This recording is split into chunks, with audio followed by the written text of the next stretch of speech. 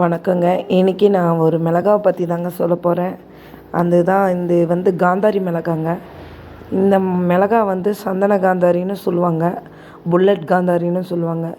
Bullet காந்தாரின்னு ஏன் சொல்கிறேன்னா, அதனோட ஷேப் புல்லட் மாதிரி இருக்கிறதுனால புல்லட் காந்தாரின்னு சொல்கிறாங்க. எனக்கு சரியாக தெரியலங்க. எனக்கு தெரிஞ்சு இது புல்லட் காந்தாரின்னு நினைக்கிறேன் நான். இது எனக்கு ஃப்ரெண்டு மூலயமா அட்மின் எனக்கு ஒரு மிளகா கொடுத்தாங்க. அந்த ஒரு மிளகாலேருந்து விதை விட்டு நாற்று நிறைய வந்ததுங்க. அந்த நாற்றை ஃப்ரெண்ட்ஸுக்கெல்லாம் கொடுத்துட்டு நான் ஒரே ஒரு நாற்றை இந்த ஃப்ரிட்ஜ் பாக்ஸில் தாங்க வச்சுருக்கேன். நான் எதுவுமே போடலைங்க. மாட்டு எருவும் அந்த தேங்காய் நார் இதெல்லாம் போட்டு செம்மண் மிக்ஸ் பண்ணி வச்சுருக்கேங்க. இதை பாருங்கள் எவ்வளோ கொத்து கொத்தாக காய்க்குதுன்னு.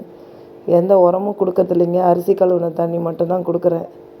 காய்கள் பாருங்கள் எவ்வளோ சூப்பராக இருக்குது. நான் ஒரு டைம் தான் இங்கே அறுவடை பண்ணது. இதை அறுவடை பண்ணதை முதல்ல எனக்கு கொஞ்சம் தான் அறுவடை பண்ணேன். அதுவே எனக்கு ஒரு 1/4 கிலோ மிளகாய்க்கு கிடச்சிருக்குங்க. கூடவே நெய் மிளகாவும் கிடச்சிது மாடி தோட்டத்தில்.